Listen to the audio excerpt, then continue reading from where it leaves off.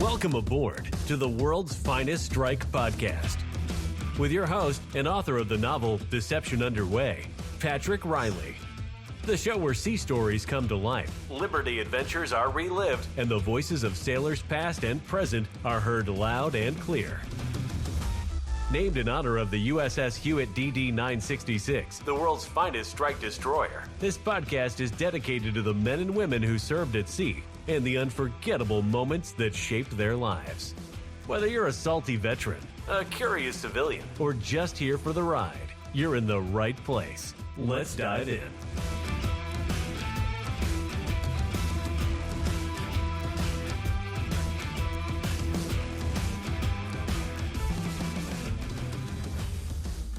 Welcome back to the podcast. It's been a couple weeks. Had some scheduling errors, but I've got a good friend from the VFW Post 4266 here in Parker, Colorado, Stuart, or we like to call him Draughon.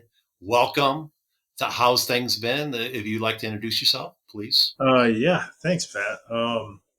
Things have been good. It's busy around here. I have a 3-year-old, so it's very hectic, but I'm happy to be here talking to you, Thanks. Get people engaged. So. Absolutely. And of course, I'm always pumping the book. I've got other books coming out. Hopefully I'll get some traction with it. It's a process. Like I was telling you earlier, I got a new car and I'm trying to get out there, do some lift. And when I do lift, I talk to people, I hand out business cards. It's got the QR code for the podcast on YouTube. It's got the podcast link for Spotify, Apple, and also to purchase the book on Amazon. I'm trying. And then, of course, the picture on the front with the QR code goes out to my website, underwaybooks.com. So I'm trying. That's very cool. It's very cool. It's awesome. Yeah. I wish I could get into that. I don't have the time for it. I know with a 3-year-old, it definitely, it does get better. I mean, well. Does it? Because I was curious. It doesn't. It doesn't get any better. Because what happens is when they get in their 20s, all of a sudden they're leaving. Or if they're 18, right. They're leaving. And that's not any fun either. Yes, exactly. So, yeah, great segue. How about that? So tell me, how did you get into the Navy? Like, what did you do? How did you choose the Navy? So I graduated high school and then I went into community college and I got my associate's degree. And I really didn't know what I wanted to do from there. I was kind of like up in the air. And I went to my dad and I was like, hey, I don't know what I want to do. I have an associate's in general studies. I could probably get a job very easily. I just don't know what to do, what I'd be happy at. And he's like, join the Navy. That's what I did. And my dad was a submariner for 7 years as a missile tech on a boomer submarine. And it's an SSBN submarine. Boomer is kind of an abbreviation for it. But I decided, why not? I went into a recruiting office and I talked to a recruiter. And that afternoon, I was talking to him about like jobs I'd want to do. And that's kind of how it first got started. And then after about a few days or so, I went back and I was like, I'm interested in doing SECF, which is sonar electrician, fire control. And, it's like a program they run specifically for submarines. So I was like, okay, well, I could give it a shot. And they kind of sprung the submarine talk on me. So it was like, hey, do you want to do submarines? And I was like, oh, yeah, I'd love to. Wait. And I didn't even really think about my answer, but I was already locked in at that point. So I was like, all right, well, my dad was a submariner. Can't be that bad. So did you tell the recruiters in the beginning that your dad was also in the Navy and a submariner, or I did not. How they picked that up? Oh, wow. They just kind of guided you in that direction. Like they needed a billet to fill. Hey, we're told to push this week. Let's get some submariners in there. So yeah, absolutely. They do that with a lot of new recruits. So what they'll do is like, if you go into a recruiting office and you say, hey, I want to join the Navy. the first thing they hand you is like this book, right? And you're going to look through it and you'll see all these jobs, listed in here. You'll see some cool ones and some dull ones. And you're like, oh, I think I really want to do this. Mine was electronics. I really wanted to get into be an electronic technician. And they'll test you in the ASVAB. Depending on how you test is where you'll fall into those jobs. So the ASVAB, I don't know how recent it is. I don't know if you took the ASVAB. Yeah, I took it. Yeah. So I scored a 98 on my ASVAB, which was actually, I guess, fairly good. They tried to sign me up for some kind of nuke program where I'd go and be some kind of engineer. And I was like, I don't want to do that. No. Like, well, have you thought about submarines? And that's like I guess the structure of the conversation. Like they want to see if you want to be a nuke first, and then they'll point you to submarines. And then if you say no, they'll be like, okay, surface fleet. That's kind of most of the structure of the conversation for most recruiters these days. Okay. Oh, yeah. Perfect. Yeah. Mine, I was focused on, I wanted to be a diver. So I went in and said, I want to be a diver. I didn't make it, obviously. Yeah. Funny enough, I went to dive school after, but yeah. Oh, wow. How'd that happen? Yeah. How'd you get into being a diver? So when I joined the submarine force, I went through BESS, which is Basic Enlisted Submarine School. And after you graduate BESS, you have the option to further your A school. So you can go from A school to C school. And part of C school is actually going into a dive program because you're required to have 7 divers on staff on a submarine. So, it was part of a C school program they had that I graduated from. That's when I was far more fit than I am right now. So, oh, wow. Yeah. All right. So did you, after C school, did you dive at all, or did you have to requalify as a diver? Yeah, I did dive. So I've got a funny story for you on that, if you want to hear it. Absolutely. Let's go. So we were traveling the Atlantic, right? And usually in the middle of the ocean, there's like no biological life anywhere, right? It's usually just geographic, right? And that's it. For a submarine, all you have to watch out for like underwater mountains, etc., right? So we're cruising and we're going pretty fast. We're going about like 40 to 50 knots underwater, which is, about 95 miles per hour. And, I'm in my rack, and the way the racks are set up is there's 3 racks on in berthing. So like they're stacked 3, and I had the top one because I'm tall. So, I'm on the top rack and I'm falling asleep, and then all of a sudden we take this roll. It was like an 80-degree roll, and I fly out of my rack in berthing, and I actually cracked a rib when I landed.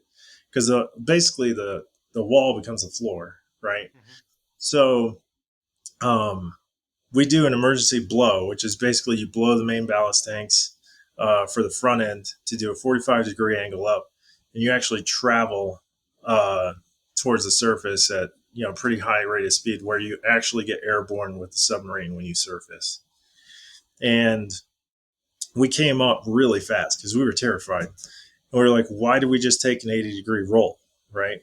So we go to the surface, we come out of the sail, and there is just a trail of what looks like blood. And we're like, what? And we must have hit some kind of underwater whale because we see pieces of it. So we basically split a whale in half. Okay. Yeah. But the bone got caught in the propeller, so we couldn't go. Right. So, they issue the divers out. I was one of them that jumped in with another sailor of mine. And then we jumped in, we had the brazing torches underwater, and we had to like weld this thing off, Wow. Yeah, it was like basically taking a plasma torch to a telephone pole. It was massive, right? And, it took hours, right? We had a shark watch for the sail to make sure, nothing was going to eat us while we're doing this.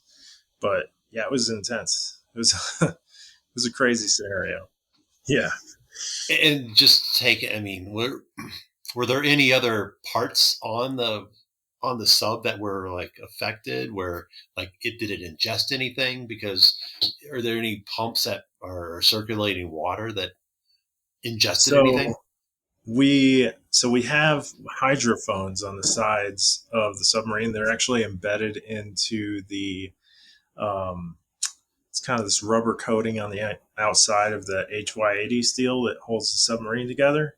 So the hydrophones, we have about 144 hydrophones. There's a lot. So when we went through the whale, the rib bones actually peeled some of the bottom hydrophones off. So we had to replace those when we dove down. So we were at about, I want to say it was 100 to 150 feet under to replacing hydrophones.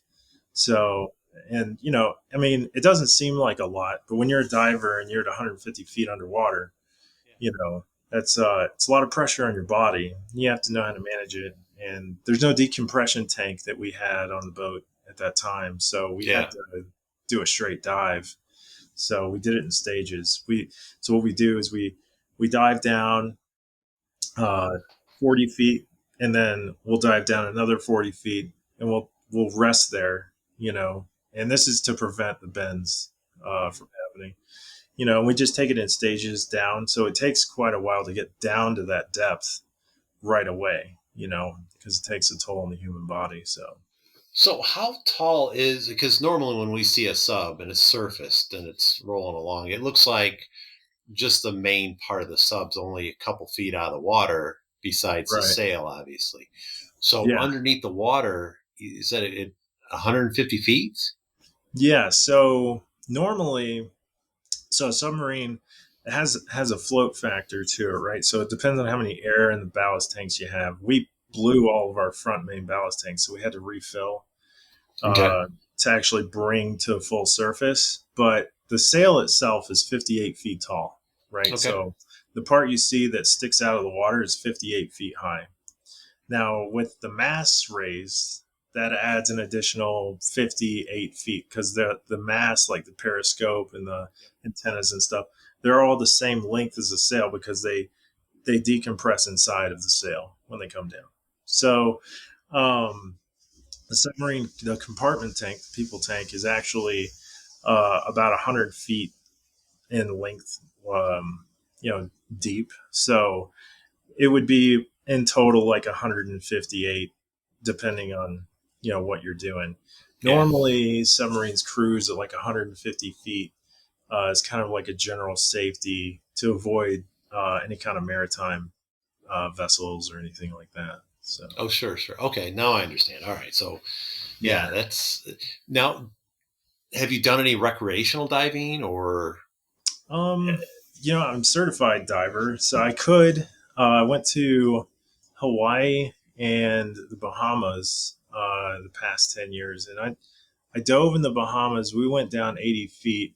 That was fun. We saw some manta rays, and the nice thing is that if you're a certified diver, you don't have to do all of the little training courses they have you run through that take a couple of days to go do that stuff. So you save yourself some time, I guess. But Yeah, um, absolutely.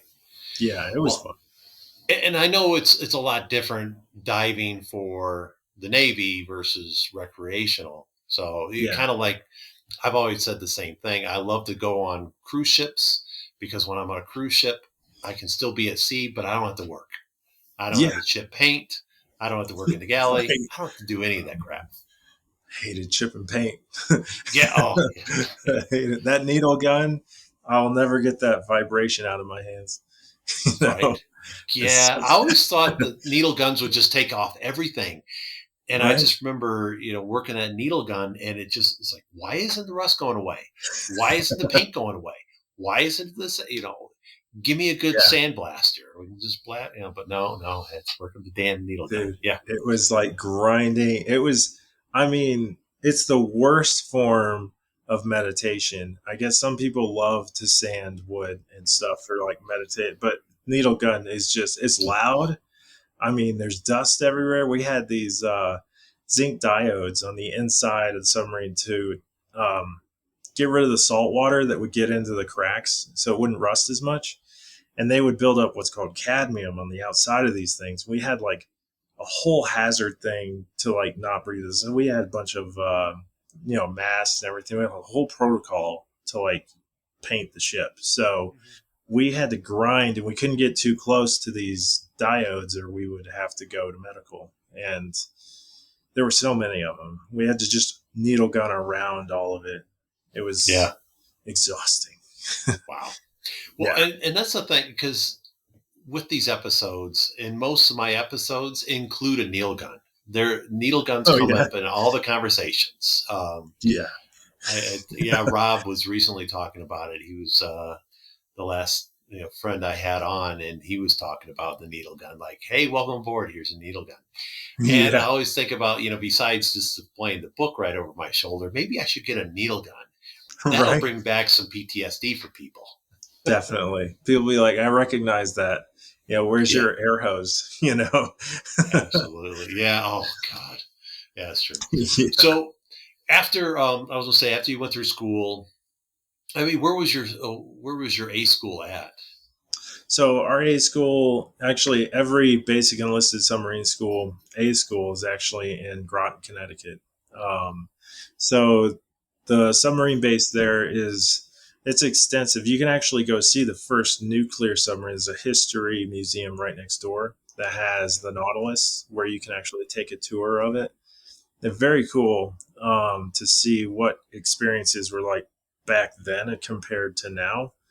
Because they were using the racks I described earlier, the 3 stack of racks. On the Nautilus, they had a similar setup, but it was only 2 stacks, but it was cots. Basically like a hammock that was roped across. So it was a much different experience, and like they went through a lot of trials and tribulations that we're figuring out now how to fix, and it's we're still taking lessons from the Nautilus. It was an amazing boat. So if you get a chance to see it, you should. Yeah, absolutely, absolutely. Yeah, and so how did you get your first orders? And where were your orders at? So my first orders were actually in Groton, Connecticut. So I was assigned to the USS Pittsburgh, um, and when they assign orders out of C school, essentially at that point, they they they give you a pick, but it's only like the top 2% actually get to pick where they want to go, right? The others are basically assigned. So I did not make the top 2% of dive school. I'm sorry, but that's very difficult to do. And I got chosen to go to the USS Pittsburgh, which was fortuitous because they were actually going on a big mission when I got assigned to them. So um, I got to be a part of that and actually made some meaningful impact to the world.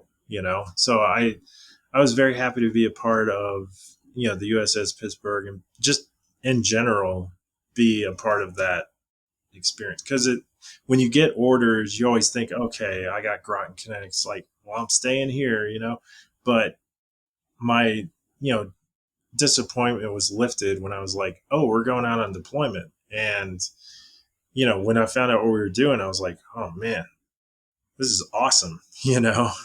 So yeah, that's So basically. what was that first deployment?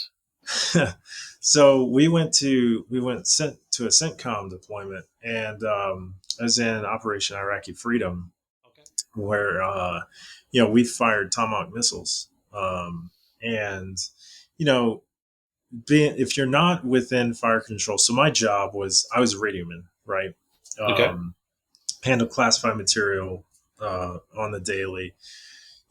I was an EKMS manager, all of that stuff. But, in the end, we got orders from SecDef, to go ahead and execute, the mission and fire Tomahawk missiles. And it was on the news at the time. But, we were one of, I think, 3 sister boats that were out there. And it was just really cool to be a part of, because it's a different experience that not many submariners actually get a chance to talk about. Mhm. So yeah, it Right. was very cool. So when you guys launched Tomahawks, did you have to surface and then launch, or are they like ICBMs where you can be submerged and then launch the ICBMs? So we can launch submerged. We did. Okay. So each TLAM depends on what version of TLAM you have. Because there's four different versions, A through D, right? And some of them come with booster rockets. So TLAM A's are your basic Tomahawk missiles that will fire within 6 inches of a target, from a like X distance that I can't disclose. But, they have a booster rocket on the bottom that will basically jettison it, and then it'll fire the rocket and fly out. And that creates what's called fingers of death for a submarine, which is the rocket trail leaving the water points exactly to where your submarine is at.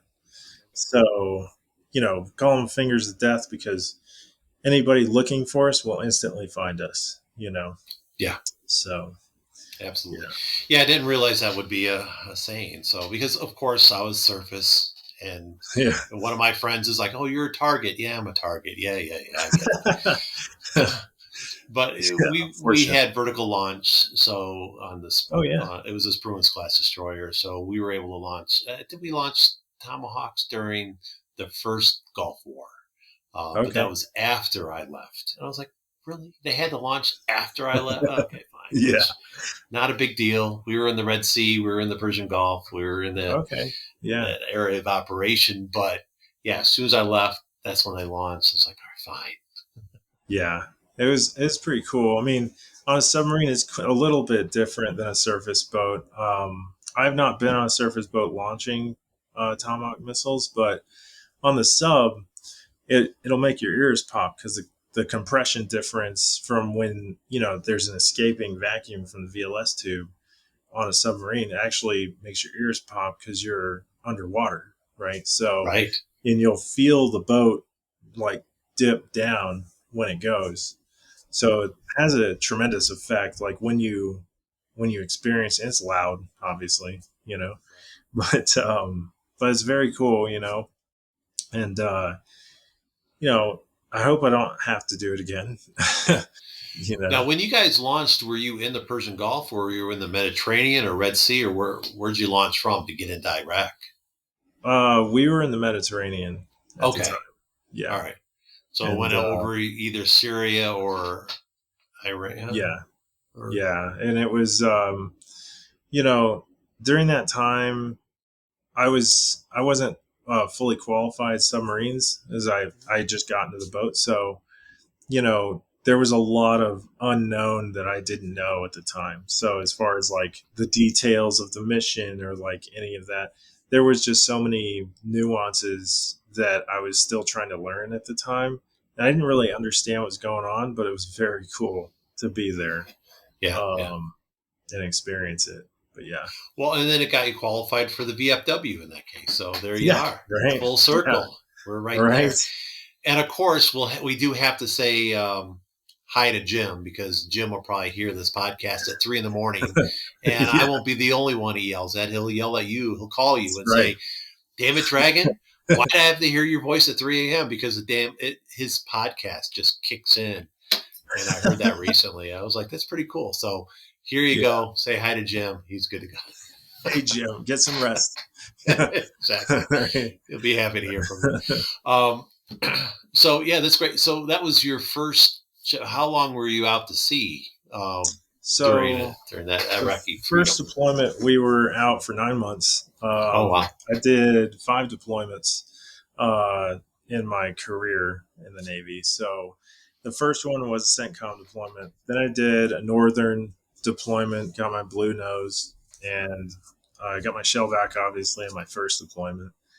And then, you know, I did an AFRICOM tour, and then I did another northern run and another CENTCOM run. So, um, it was really cool experience.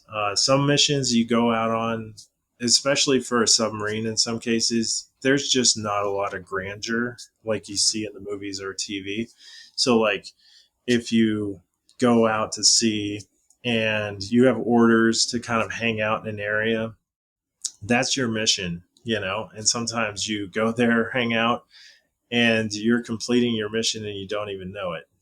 So there's a lot of background noise, especially with like the intel we gather and like what we're doing out there.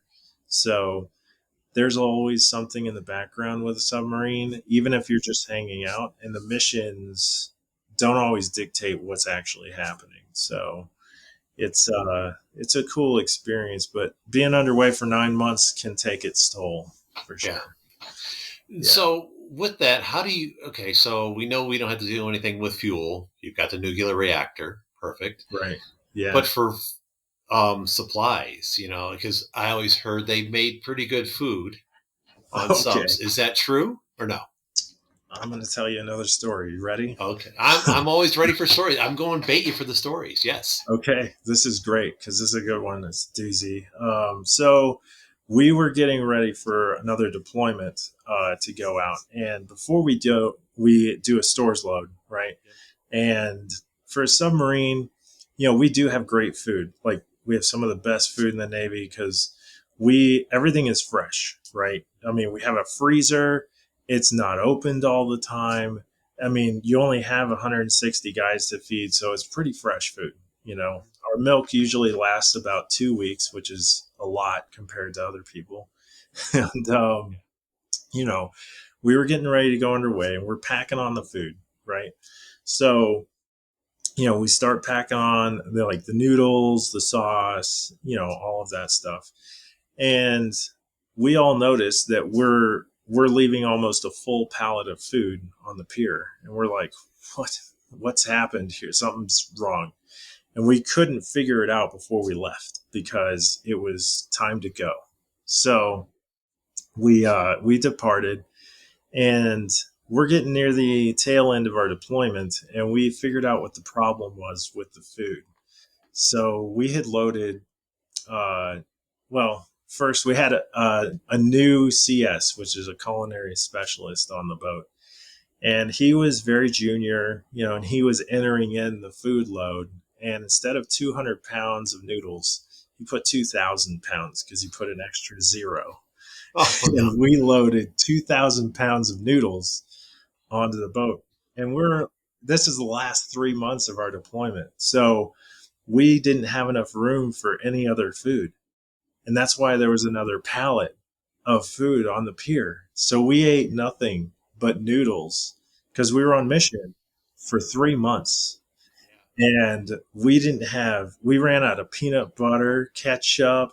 I mean, everything you could think of to make a sauce, we were out of in the first 2 weeks. And all it was just your generic steamline noodles for breakfast, lunch, and dinner for 3 months.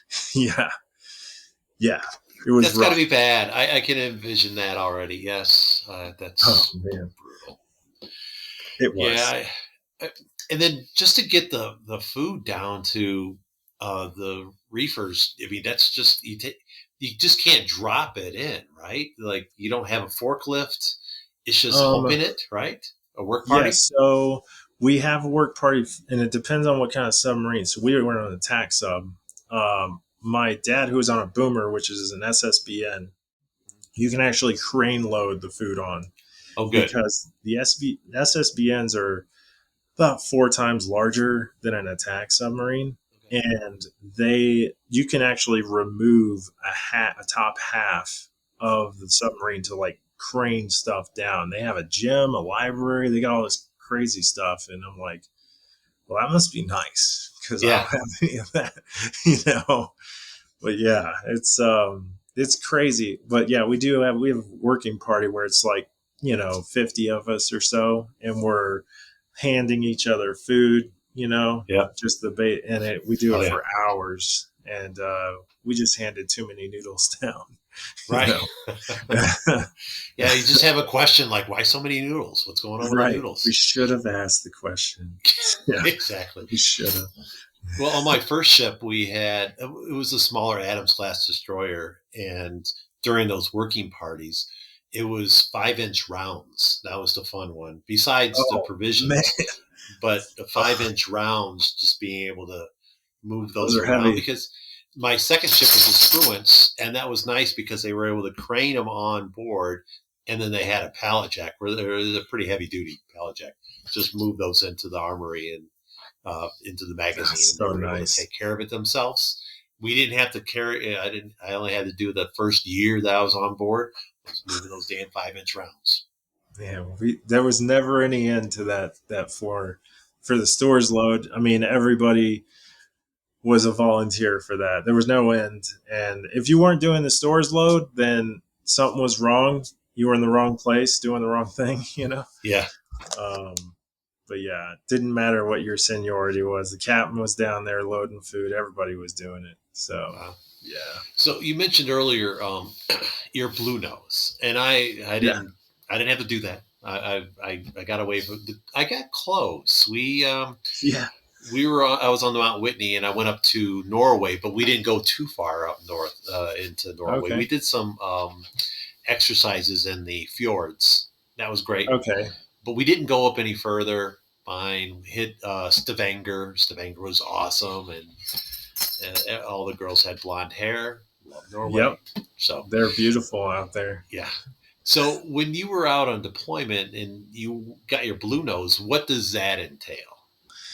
So we broke through the ice. So it's submarine, a blue nose ceremony. You know, they don't really do them as much anymore. Now it's considered hazing is kind of their stick on it. But there were some volunteers. I volunteered to do the ceremony, and there were some people that opted out just because they could, right? Um, so normally, like you have what's called an ice princess, okay, Yeah. and Okay. it's a whole thing, right? You all hail the ice princess, and they dump a bunch of cold water on you, and it is freezing. But the traditional, like how you actually merit the blue nose on a submarine, is to break through the ice in the Arctic, Uh huh. which we did. We broke through, and how they do is they use sonar to detect where the thin parts of the ice are. So we have hydrophones on the top of the submarine which ping up, and it'll tell us, okay, this is where the thinner part of the ice is. We'll break through. So we did, and we had to stay on station for a few days. So once you surface, you actually have to do roving patrols and all of that. So um, you know, that's kind of the initiation for a blue nose, and there's a lot more to that I don't want to give away, Sure. but Sure. yeah, it's a pretty fun experience, and So that's a question I would have is, but so you serve, you break through the ice and you set up roving patrols. How far out do you go, and where do you? I yeah. just So imagine polar bears are out there. oh yeah, so we have on the top of the sail we have a Mark 243 belt fed machine gun that we have a post for, and we watch for polar bears. But we have a roving patrol on the outside of the boat, and we only do it because you don't want animals to start harboring next to the boat, Yeah. because there's an EPA issue. Like if we were to leave and the animals were there, they'd all fall in or something would happen, right? But I mean, it's dead quiet out there. So, and it's 70 below where we were at. So it's freezing. And you have these special coveralls that you wear that are they're like that thick, and they cover you head to toe. And by the time you get outside, you're already sweating. But you could hear a pin drop out there because it's so quiet. So you can hear the footsteps of the roving patrol at the top of the sail all the way from the other end of the boat, because it's like crunching chips that you hear out there. And I remember one of my buddies was roving, and it's almost like soothing to hear the footsteps. So you have to force yourself awake. And, I remember hearing him stop, and I'm like, did something happen? And I just hear this fart from a distance that's so far away. And I was like, oh my gosh, Yeah. but, it was funny, it Yeah. was a good time. Well, because I know, like I said, I've had to do some roving patrols, but granted, on the ship, didn't get off. But yeah, I was sweating because it was Bahrain in the middle of the Persian Gulf, and Oh, just had the man. frac jackets on, and I remember taking the frac jacket off and just big sweat on my dungarees. Like Bahrain that's is terribly hot. yeah. Yes, it is. So you saw a lot of different environments where you were 70 below, and then 120 in the middle of Oh, the yeah. Black desert. flag weather. Yeah, Yeah. definitely. Yeah. Right. It's been So, experience. yeah. What were some of the ports of call that you went into? So, oh gosh. So I'll start from one side of Europe and I'll kind of go across. Oh, So, because I know you mentioned Subic Bay, which right. really kind of amazed me because I've been there in the heyday. That's kind of the why I started this whole podcast thing, is because I love to Is talk it? about Subic Bay. Okay. Yeah. But Well, I mean, we went to, I don't know if it was specifically Subic Bay. We were in the Philippines, but I think it was like Davao or something like that at the okay, time, because we stopped in for a refit, and it was like a 2 day or 1 day refit, but it wasn't really, I would call, a port of call, because we didn't really get any liberty time. um, Ports of call that we had, I mean, we pulled into Lisbon, um, Halifax, Portsmouth, England, Berth, France, Toulon, France, Nissimi, Italy. Uh, we went to Singapore. Um, oh gosh, what was the name of that place? It's an old Marine base on a deserted island outside of Madagascar, and I can't remember what it's called again. Diego Garcia. Diego Garcia, I've been Yeah, there. that's it. Yes, I Yeah, have been there. yeah, Diego Garcia. Then we went to, yeah, that's when we went to Singapore, and then stopped in Osaka, and did kind of the other side, pulled into San Diego, and then we turned around and came back the same way we went, and we stopped. We actually did a port call in Tunisia, Okay. which was a charity call. I don't know if you've ever done one of those before. No. So the Navy will sometimes do these charity calls, and they're voluntary, right? So we pulled into Tunisia, and we basically built these adobe huts for the people there that were, a lot less fortunate than the people we have here. And, they didn't have house clothes, anything, but what the Navy will do, they'll airdrop food in, supplies. We'll take them, show them how to do stuff, like show them how to, build their own houses, repair stuff, set up electricals, that kind of stuff. So, it was a good, that was one of my favorite ports of call, just because it was a totally voluntary charity thing that our boat participated in. So it Oh, was that's very great. cool. Yeah, Yeah. that's always good to be able to help out other people, especially Yeah. when you're in foreign countries. And that's, like I said, that's something I missed out on. I wasn't able to do. I can't remember. Granted, it's been 30 years where we pulled in and helped somebody. I'm sure there was aid at that time that we've probably helped out different countries in, but we didn't have helos to drop off the aid. We did Yeah. run with. I left the Philippines back in 92, Okay. 91, 91. And right after we left, we were already heading to the Persian Gulf for Desert Storm, and Mount Pinatubo blew up. So we didn't turn around to help out the Filipinos. We just kept going. But Wow. the Philippines got messed up pretty bad, and Yeah. we just left port. So, um, and then you were talking about like with the boomers, when they pull into ports, they're not really close to like, city centers. They might put you out a little ways. What were the Liberty Yes. calls like?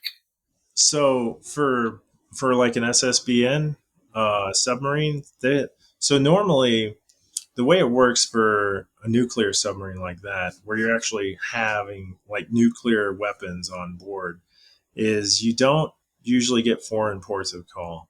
What Okay. you'll do is you'll get a box of area where you can operate in, and you just do circles, and then you come back, and you can have different U.S. calls. So, like I know Bremerton, and like San Diego.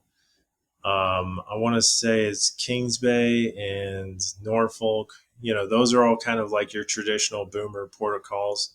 Um, and that's generally the most, I guess, vacation time they get.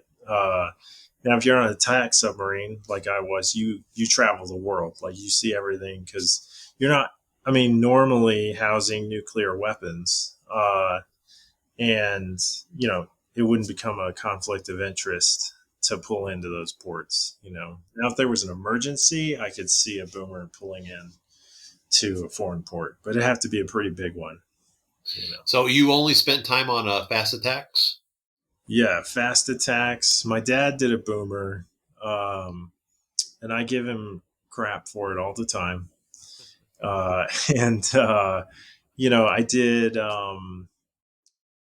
Yeah, attack subs. I was almost assigned to the USS Colorado, and I was so it was in dry dock when I got orders to it, and I had actually already been in the dry dock working on the boat because they pull in extra hands when you're on TDU, which is what I was for about 3 months.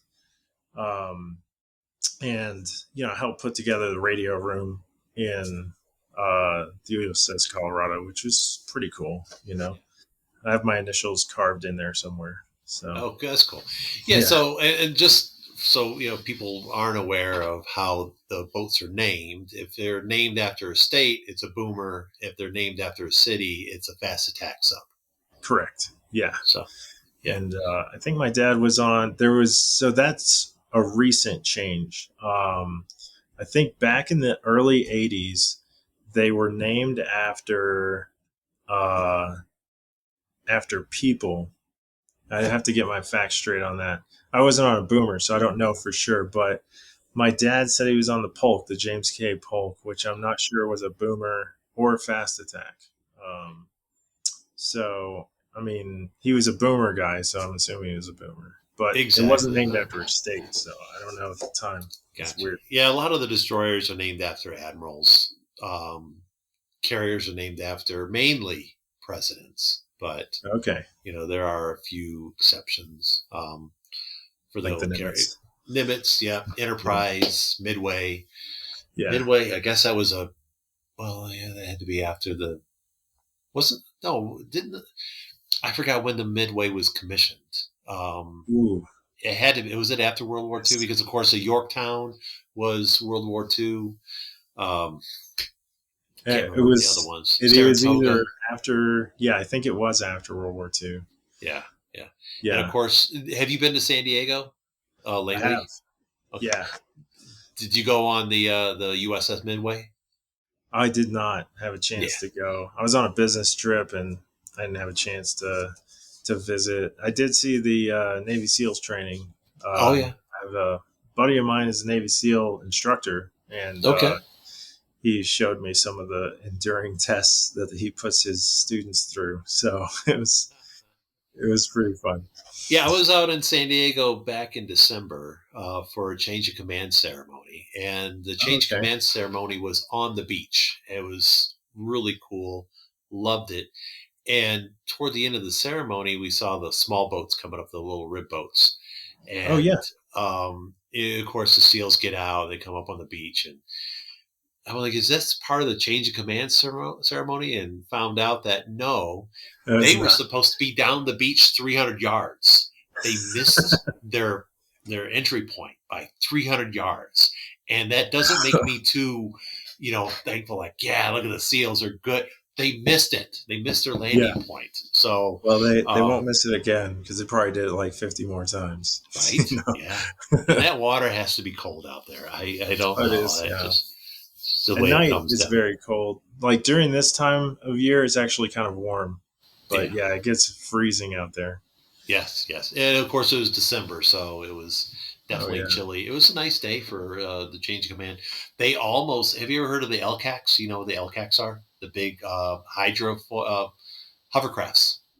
Oh, yeah. Yeah. Okay. So It's, those are called yeah, LCACs. I remember They those. were supposed to land on the beach for the change of command ceremony, but Really? there was fog that morning. I'm like, oh, I better Oh, see man. those because, That would have been really cool. yeah, yeah. I'm like, come on, you got radar. I mean, here Yeah. I am, Mr. Civilian, for 30 years. Okay, it's not my call. I get it, but it was super cool. I mean, I was really grateful to be out there and yeah, to be able to see some old friends and it was a Absolutely. wonderful ceremony. But yeah, That's so very cool. with your ports of call, and I mean, so when you went in the Navy, how, because you went through you had your associate's degree, so you were a little older than a lot of the Yeah. recruits. I think I was about 22 or 23 at the time. Uh, so I graduated at 18, 19 because I was a year behind, thanks to my parents holding me back in first grade. And then got my degree. So I was about 21, 22 when I Okay, joined. all Yeah. right. So usually, I mean, that's for me. I would look at that and go, "Man, you're old." I mean, going Yeah. through boot camp at 22, you could be the old man. Yeah. Old But as I got dust. so fit. I'll tell you, I've never felt better in my life than when I finished boot camp because it was the workout program that I needed, you Yeah, know? yeah. And I was like, wow, I thought that I was in decent shape, but then I came out of that with like, I had uh, abs, man. Had muscles, and I was like, man, this feels great. And I could like go places without being winded. It was great. It was a Oh, great that's good. experience. Well, Yeah. and that's the thing.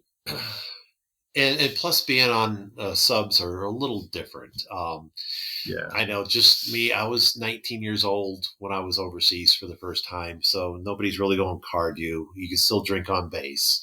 I wasn't the best well behaved person, just because I I don't was believe able that, to, Pat. like, hey, I can drink. And Yeah. I'm sure if you were a little older, you're already like, hey, I'm legal to drink in the U.S. It's not a big Right. deal. But were there any of those? I'm sure that when you went out on Liberty overseas, there probably were younger guys that just got lit, got a little crazy. Oh, Any yeah. any any ports of call? Because I know Singapore's pretty chill. Diego Garcia, you're hanging out with just Marines and whoever Marines. else is Yeah. out there. Um, any nice like ports of call that were like, hey, let's go out, have a few beers, get a steak dinner, stuff like that. Yeah. So we pulled into Bergen in Norway, and that was a ton of fun, because I mean, when we were there, the sun didn't go down until like 1 a.m. And Okay. you didn't know that it was like 11 p.m. because when you're on a submarine, like you lose all track of time. Like you don't see the sun for months, and then suddenly you're there, and it's like 11 p.m. at night, but is a brisk of day, and you're like, what? What do you mean it's 11? Can I go do stuff? And it's like, well, most of the stuff's closed. I'm like, can we open it? you Yeah. know, and That's yeah, a new so form of day drinking. yeah, you're Day right. drinking at 11 at night. I like it. Yeah, it's awesome, man. And we had so much fun. So there was this, they call it flaring in Norway. I don't know if it's a thing here, but it's basically, did you ever see that movie Cocktails with Tom Yes. Cruise? Yes. Yeah. So he did the flaring where he flips the bottle and like fills the drink and stuff. Well, they have flaring competitions out in Norway, Okay. and it's like crazy. Some of the crazy stuff these guys do. And we were at the bar for what seemed like, I don't know, 10 hours, and we turns out we were. It was like 10 hours, and we had gotten any sleep. And I was like, I have duty in an hour and a half. Right. I've got to go, you know. Right. And these guys, they're doing these competitions, and they are splashing alcohol everywhere. You know, when you're throwing these bottles around, and I am drenched in alcohol, and I've got to go on duty. You know, Yeah. so there's a lot of questions that come with that, like when Yes. you're about to handle a firearm and you smell and reek of alcohol, but you didn't actually drink. Yeah. So, it's like, well, no, now I know I can recite deadly force. I've got like the rules of, you know, condition one is, and like you just go through all the rules. But I mean, I'll tell you, it was a long time before the duty officer would allow me to carry a firearm. Right. It Right. was like, okay, That's I great. understand. Yeah. Now you mentioned Halifax. Halifax, I've been there. We were on there with the Mount Whitney. It's in the Yeah. book. It's in the book because obviously I met a girl Is it? there. Yeah, Okay. yeah, yeah. I That's met a cool. girl. They had a bar crawl. That's like the first bar crawl I ever went to, and it was like a city sanctioned bar crawl Yeah. where like whatever company you work for, whatever ship you were on, whatever, because it's a fairly good sized city. So there's a lot of industry there and just corporate buildings. So everybody was out. Just it was a nice Saturday afternoon, and people decided we're going out drinking, and they just went to all these different bars. And of course, that's where I met a girl. So it's in the Oh, that's book. very cool. It's in the That's book. awesome, man. So Oh. any stories of Halifax, because like I said, near and dear to my heart. Yeah, absolutely. So, of one thing you probably don't know about me is I was born in Dunoon, Scotland, Oh, okay. which used to be the port of call when my dad was in the Navy. They changed it to Halifax. I think it Okay. was back in like 79 or 80 when they changed it or something like that. But man, yeah. So I was born in Dunoon. My dad met my mom in Scotland, and that was from a port of call in Dunoon. Okay. So Oh, I got you. yeah, there's a lot to tell there. When I was there, I showed all the guys around town because I had been to Scotland like 11, 12, 13 times by the time I joined the Navy. So I had already been there, done that kind of thing. But I took them to Edinburgh, St. Andrews, visit my grandparents, did a lot of great stuff, when we were there, and, got to show like my shipmates, like my family and like my heritage, which was awesome. It was a great experience. And, And do you have I relatives there as well? I do, yeah. So my uncle Willie, and yes, that's his name. um, he is a member of Scottish Parliament, Okay. and my aunt Caroline, my aunt Aileen, my grandparents, and I have like 7 cousins and a great aunt in Ireland. So Okay. lots of family over there. I try to go when I can, but these days it's very difficult with a 3-year-old. Yeah, So exactly. Yeah. trying to manage my priorities on that. So Oh, that's great. Yeah, yeah, that's yeah, we've never pulled in. I mean, the closest I've gotten there was we did pull in just for a short time in Portsmouth, but yeah, then we pulled around to Cork, or actually it was Cove, Ireland. okay, And Cove was cool. It was right by Cork. So again, in the book, okay, uh, yeah. everything's in I'm the gonna book. have to check this book out, man. That's Let's awesome. do it. Let's get that book sold. So, but that's something I'm really curious on, and I'll have to take you to lunch one day and really get to understand, like when you went to Scotland and you grew up. Yeah. Well, you were. I don't know. You've been there many times as a kid. Kind of that scenario, because that's part of my second book where Okay. I've got a character. His dad was stationed in Thailand, so he has experience living in Thailand. The ship Yeah. pulls into Thailand, so that kind of experience of I want him to take his friends out and show them a little bit around Thailand. That's So very cool. I need to find out a little more because I need to put that in a book. I've Yeah, got a lot of it definitely. written, but um, and that's part of. I was like, I got to get over there. I need to get back to Southeast Asia, but that's another topic for another day. So I'll get there one day. Yeah, it's fun, man. Yeah. It's a great place to be. So after all your experience, and how many years did you spend in the Navy? 10 years. I did 10 10 years. years Oh, in that's the Navy. awesome. So toward the end, what made you decide to kind of cut it at 10, and what made you decide to get out? Man. So, after the first 10, I had thought long and hard about my experience in the Navy.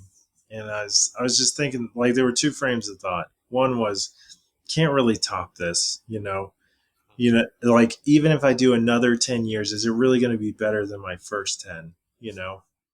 And I had talked to a bunch of guys in the Navy, and I was like, hey, so, I know you've been in the Navy for a while, and like, what was your experience like in their first 10 years? Do you feel like it's getting better? And I got a lot of no's, but it's really kind of where people are setting their priorities. So if you want to retire, it's a great plan, right? Uh-huh. 10 more years of active duty, retire, and then you could go on and do another job and still collect retirement. So there's there's always the benefits of the payout. For me, it was, I didn't want to repeat the 10 years I had already done. Like, I had already seen combat several times, and I did not want to relive, going back if that was a possibility. Um, and, the big part was, I don't think I could have done anything more than I had already done, Okay. and I feel like I had expended all of my experiences in the Navy at that point. So I decided to call it quits, and I came back home. I wanted to start a family, and it would be very difficult to do in the Navy. So Oh, right. Yeah, yeah. and that's very honorable. That makes sense. That is a great reason to get out. So, once you got out, what did you learn? Or what did you bring with you from your experience Oh, in the Navy to kind of the civilian world, or they call it the real world? right. Um, well, honestly, I brought everything with me. So, like, everything from my training, the leadership roles I had. I was an LPO for my division. I mean, all of that stuff carried over as transferable skills. And I walked away with the ability to use the GI Bill. And I was like, well, I might as well finish my MBA. I mean, I have an associate's, so 4 more years, why not? And knocked it out, and I was able to transfer all of those skills to what I do today. And I'm like, this is great because, like, I can instill the leadership that it was taught to me from the military. I can bring that over to the people I work with every day. And I'm getting, like, the people I work with are like, how are you so structured in everything? And I'm like, you know, I can't tell you. I'd have to show you, you Yeah, know? yeah. Yeah. And But that's it's exactly it because crazy. we just when you work with people that were in the military, we just kind of carry ourselves a little differently. So it's that makes sense. And so people, I mean, we all talk about our military past. Is it something in your office? Is it people recognize what you've done? And Oh yeah. Every time I say I was in submarines for 10 years, they're like, wow, like, I always get that's incredible, honestly, anybody can do it. Like, if you assert yourself, and, given the psychological reasons that you think you might not be able to, I believe that anybody could do it if they put their mind to it. absolutely. And it's not far beyond, like, just doing your normal day to day. Like, you wake up, have coffee, you go do your job, you get off work. Like, it's the same routine in the military. It's just structured a bit different. Like, there's a few things that are different on a submarine as opposed to what it is now, which is submarines work on 18-hour days. So You get 6 hours of on watch, 6 hours off watch, and then you get 6 hours to sleep. And that's it. That's your day. So you keep doing that. And, for some people it's taxing. Other people adjust very well.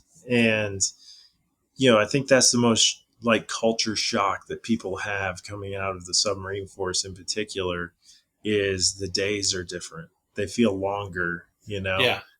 and, it's just a different experience, but I feel like the people I work with, they understand that difference a little bit, and once you talk to them and you explain to them, hey, these were my experiences, they're more forthcoming about it. So, Yeah. Well, that's amazing. I didn't realize the 18-hour workday. That makes sense. yeah. Yeah. Mine was 12 on, 12 off. Oh man. It Yeah. Port starboard. Yeah. was brutal. Mm-hmm. Yeah, especially heading into the Persian Gulf or Desert Storm. Yeah. That was, and I had 7 at night to 7 in the morning. Yeah. Oof. And we Oof. did, And we did port and starboard watches too. That was rough. But yeah. And then when they decided to call GQ when you're trying to sleep, come on, Yeah. guys. Stop. Right. We got to get ready. Get ready for, shut up. I want to sleep. Yeah. We I had, had a great tan, though. That was a nice thing about being on a surface ship. I had an incredible tan. yeah, no tan lines, right? Yeah. You guys didn't wear anything, right? Yeah, I know the story. No, it was awful. But when you're out in the middle of the Red Sea, the Red Sea wasn't that bad. It was nice and calm. Yeah. Compared to right outside of Japan, it was rough outside of Japan. But yeah, Sea State 5, easy. Yeah. And then, so coming from a surface guy, what was it like when you're 150 feet down? Are you really being affected by the currents and the ocean movement? So yeah, there are layers of the ocean where you can go where the weather does affect you and doesn't affect you. So, Okay. there are currents running through the ocean. Everybody knows that. When you get down to depths of about 500 or 600 feet, then you're going to anything that's happening above you, you don't feel at all. If it's a hurricane, you're in the eye of the storm, you'll feel it just a little bit, but it'll be like a little shaking. If you're like 800 to 900 feet, you're not going to feel anything. Nothing, huh? Wow. Yeah. So it just depends. And the one question I was going to ask is, I was like, I got to talk to you about this. And of course, why do I wait till the very end? All right. Tell me about the cat piss. The smell, the cleaning, because I was like, I can't deal with that. Yeah. So to recycle air on the boat, we have these hydroxide filters, and what we use is amine to actually filter out the air so we can get breathable air. And we have CO2 scrubbers and all this other stuff, lithium hydroxide filters and everything. But amine gets pumped through the boat, and it's almost like in the first week you smell it, right? Yeah. It's a very distinct kind of cat pee smell, and it's because you're recycling farts all day. You know? Yeah. Like that's basically what submarine air is. So we have to surface, well, not surface, but we come up to periscope depth every about 3 months or so to recycle air. So we'll raise the snorkel mast, recycle the air, and then we'll lower it and we'll go about our day. But once you get that fresh air, it actually smells nasty. Like after you're smelling cat pee for months, your body gets used to it, and you don't smell cat pee. You smell normal air, but in your clothes reek of it. Like when you're done from deployment, so bad. Yeah. So. Well, I can just imagine. So here I am thinking about you're going out into the port of call in Bergen, Norway, right? And girls were like, "Ugh, what do you smell like?" Yeah. You got to wash the submarine off, and normally like we'll get like a hotel room, and sometimes we'll be like, "Okay, it's your turn," and we'll just take turns showering in the hotel room. Yeah. Like the guys will rent out one room, and then we'll just have like 10 or 20 guys like filter out every, we'll just wait in the lobby and the next guy will go. But like, it's almost like a routine. Like you have to do it because it's going to stink. Yeah. Yeah. And Well, and that's something I've yeah. never heard of because Yeah. I just didn't really realize that. I had a good friend from high school. I think he retired at 20 years. He was a senior chief, and he was one of Okay. he